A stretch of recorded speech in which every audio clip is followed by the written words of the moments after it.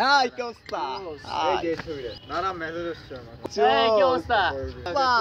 কি অবস্থা? কি রে তুই কি করিলি এটা? সরকার দেশের স্বার্থের জন্য সবখানে ডাস্টবিন দিছে, তো এখানে না বলে এখানে কেন ময়লা করলি?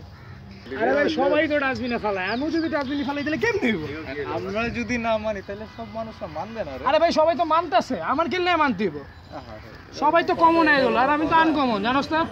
যাবা ধানমন্ডি কত? আচ্ছা তো চলো।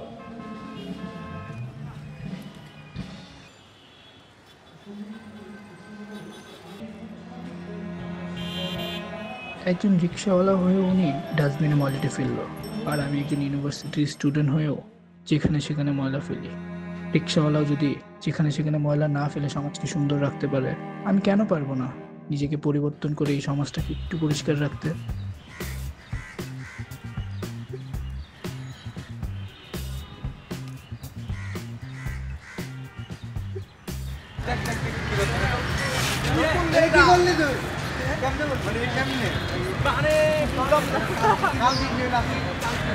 তো মাপ কি ভাই, ডাস্টবিন ময়লা তো ডাস্টবিনেই ফেলানো জিনিস, ঠিক না? ডাস্টবিনে ফেলাবো না।